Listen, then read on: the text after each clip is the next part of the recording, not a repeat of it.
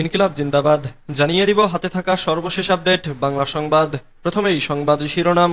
সুবিধাবাদী হাইব্রিডে অতিষ্ঠ বিএনপি। এরপর জানিয়ে দিব আমাদের লড়াই এখনো শেষ হয়নি বলেছেন রুমিন ফারহানা।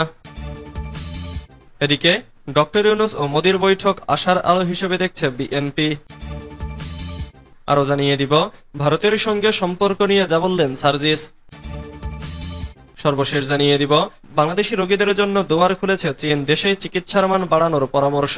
এতক্ষণ শুনছিলেন সংবাদ শিরোনাম, এবারে বিস্তারিত। সুবিধাবাদী হাইব্রিডে অতিষ্ঠ বিএনপি। কেন্দ্র থেকে তৃণমূল পর্যন্ত সর্বত্র সুবিধাবাদী আর হাইব্রিড নেতাকর্মীদের অপতৎপরতায় চরম ত্যক্ত বিরক্ত বিএনপি। গত 7 মাসে 3 সহস্রাধিক নেতাকর্মীর পদ স্থগিত ও দল থেকে বহিষ্কার করা হয়েছে। আর কোন কোন তৃণমূল নেতার বিরুদ্ধে বড় ধরনের অপরাধের প্রমাণ পাওয়ার পর অজ্ঞাত কারণে বহিষ্কার করা হচ্ছে না। ফলে বহু বছরের ত্যাগী ও যোগ্য বঞ্চিত অবহেলিত নেতারা আরও পিছিয়ে পড়ছেন। এ অবস্থায় অন্য দল থেকে আসা কিংবা সুবিধাবাদী শ্রেণীর ব্যক্তিরা দলের প্রতিটি সেক্টরে গেড়ে বসতে শুরু করেছেন। এরাই গত 16 বছরে ফ্যাসিস্ট আওয়ামী লীগের সরকারের সঙ্গে হাত মিলিয়ে ব্যবসা বাণিজ্য থেকে শুরু করে টেন্ডারবাজি পর্যন্ত সব ধরনের সুযোগ সুবিধা নিয়ে ফুলে ফেপে উঠেছেন, ক্ষমতার অপব্যবহার করেছেন। এরা কখনোই বিএনপির রাজনীতিতে না থাকলেও এখন হর্তাকর্তা হয়ে উঠেছেন। জানা গেছে রাজধানী ঢাকা থেকে শুরু করে দেশের বিভিন্ন স্থানে এখন দখল, টেন্ডার ও চাঁদাবাজি সহ নানা অপকর্মে জড়িয়ে পড়েছেন হাইব্রিড ও সুবিধাভোগী ব্যক্তিরা।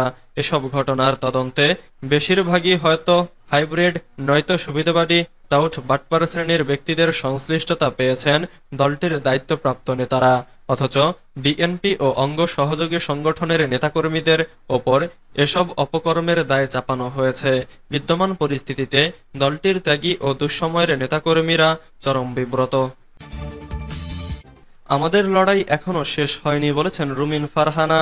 বিএনপির সহ আন্তর্জাতিক বিষয়ক সম্পাদক ও সংরক্ষিত নারী আসনের সাবেক এমপি ব্যারিস্টার রুমিন ফারহানা বলেছেন, আমাদের লড়াই এখনো শেষ হয়নি। আমরা এখনো ভোটের অধিকার নিশ্চিত করতে পারিনি। এখনো বলা হচ্ছে বিএনপি নাকি কথায় কথায় নির্বাচন করবেই তো। বিএনপি তো গণতন্ত্রে বিশ্বাসী দল। নির্বাচন ছাড়া কেউ যদি দেশের শাসন ক্ষমতা দীর্ঘদিন আঁকড়ে ধরে রাখার চিন্তা করে তাহলে তা জনগণ মেনে নেবে না। শুক্রবার বিকেলে আশুগঞ্জ উপজেলার লালপুর সূর্যকুমার দাস চৌধুরী উচ্চ বিদ্যালয় মাঠে ইউনিয়ন বিএনপি ও অঙ্গ সংগঠনের উদ্যোগে বিএনপি ঘোষিত 31 দফা বাস্তবায়নের লক্ষ্যে আয়োজিত জনসভায় প্রধান অতিথির বক্তব্যে তিনি এসব কথা বলেন। রুমিন ফারহানা বলেন, 15 বছর আগে যে তরুণ তরুণীরা ভোটার হয়েছিল তারা আজও ভোট দিতে পারেনি। তারা এখন ভোট দিতে উন্মুখ হয়ে আছে। তাই ভোটের মাধ্যমে দ্রুত জনগণের সরকার প্রতিষ্ঠা করতে হবে। নেতাকর্মীদের উদ্দেশ্যে তিনি বলেন, স্বার্থান্বেষী নেতাদের ব্যক্তিগত স্বার্থে বহিষ্কার, নাটক আর হুমকি দিয়ে দলের ইমেজ নষ্ট করা হচ্ছে। অথচ কারা আন্দোলন করেছে, মিটিং মিছিল করেছে, রক্তচক্ষু উপেক্ষা করে জুলুম শাসনের বিরুদ্ধে টকশোতে ঝড়ে তুলেছে জনগণ তা জানেন।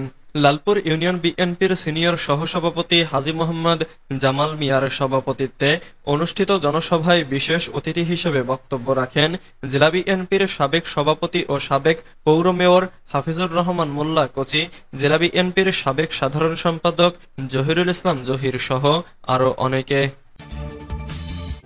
ডক্টর ইউনূস ও মোদির বৈঠক আশার আলো হিসেবে দেখছে বিএনপি।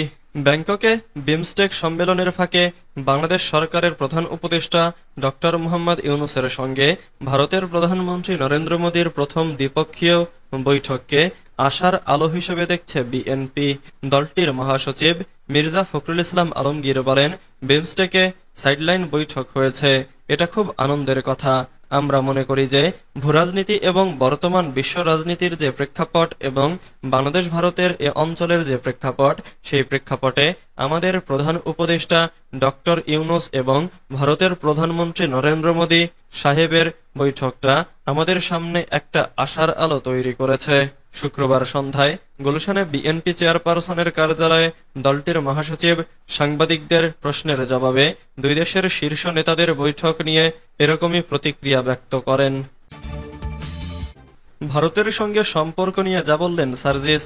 জাতীয় নাগরিক পার্টির উত্তরাঞ্চলের মুখ্য সংগঠক সার্জিস আলম বলেছেন, প্রতিটা রাষ্ট্রের মধ্যে আন্তদেশীয় আদান প্রদানের সম্পর্ক রয়েছে। বাংলাদেশের বন্দর ব্যবহার করে অনেক দেশ ব্যবসা বাণিজ্য করছে, এটি আদি ঐতিহ্যভাবে চলে আসছে। তবে এগুলো সমতার ভিত্তিতে হতে হবে, কারো একক নিয়ন্ত্রণে নয়। ভারত বাংলাদেশের সম্পর্ক থাকবে, তবে সেটা হবে শ্রদ্ধা ও সম্পর্কের মাধ্যমে। এ সম্পর্কের জায়গা থেকে কেউ যদি ডমিনেট করার চেষ্টা করে, তাহলে আমরা আর চোখ রাঙানি দেখব না। বাংলাদেশের সঙ্গে ভারত, চীন, যুক্তরাষ্ট্রের সম্পর্ক থাকবে। এই পারস্পরিক সম্পর্কের মাধ্যমে এগিয়ে যাবে বাংলাদেশ, এগিয়ে যাবে বিশ্ব।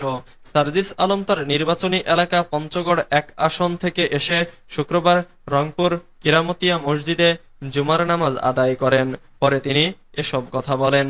সার্জিস আলম বলেন, বিগত 1 যুগ ধরে গণমুখী মানুষের রাজনীতি ছিল না, তাই আমরা গণতান্ত্রিক প্রক্রিয়ায় নতুন বাংলাদেশ বিনির্মাণে জনগণের কাছে ফিরে যেতে চাই। সরাসরি জনগণের ভোটের মাধ্যমে নির্বাচিত হয়ে সংসদে যেতে চাই। আজ থেকে সেই সাংগঠনিক সফর শুরু হয়েছে। এ সফরের মধ্য দিয়ে মাঠে ঘাটে অলিগলিতে মানুষের কাছে যেতে চাই, আমাদের প্রত্যাশা তুলে ধরতে চাই। বাংলাদেশি রোগীদের জন্য দুয়ার খুলেছে চীন, দেশেই চিকিৎসার মান বাড়ানোর পরামর্শ। দেশের চিকিৎসা সেবার মান নিয়ে আস্থার সংকটে থাকায় জটিল রোগে আক্রান্তদের একটি বড় অংশই উন্নত চিকিৎসার জন্য চেন্নাই, ভেলোর, কলকাতা সহ প্রতিবেশী দেশ ভারতের বিভিন্ন শহরে ছুটে যান। চিকিৎসায় আস্থা, ভাষা ও খাদ্যাভ্যাসে মিল আর তুলনামূলক কম খরচের কথা বলে দেশটির এ খাতের ব্যবসায়ীরাও বাংলাদেশি চিকিৎসা পর্যটকদের টানতে নানামুখী পদক্ষেপ নিয়ে থাকেন। ফলে বিগত বছরগুলোয় চিকিৎসার জন্য বাংলাদেশিদের ভারতে যাওয়ার প্রবণতা ব্যাপক মাত্রায় বাড়ে। দেশটির সরকারি তথ্যমতে 2017 থেকে সেখানে চিকিৎসা নিতে যাওয়া বাংলাদেশির সংখ্যা বেড়েছে 48%। 2022 সালে ভারতে বাংলাদেশি চিকিৎসা পর্যটকের সংখ্যা ছিল 3,27,055 জন, যা সেখানে যাওয়া মোট বিদেশির মধ্যে প্রায় 69%। পরবর্তী বছরেও ভারতে যাওয়ার এই ধারা অব্যাহত ছিল। 2023 সালে দেশটিতে চিকিৎসার জন্য যায় 4,49,570 জন, যা চিকিৎসা সেবা নিতে যাওয়া বিদেশিদের প্রায় 71%।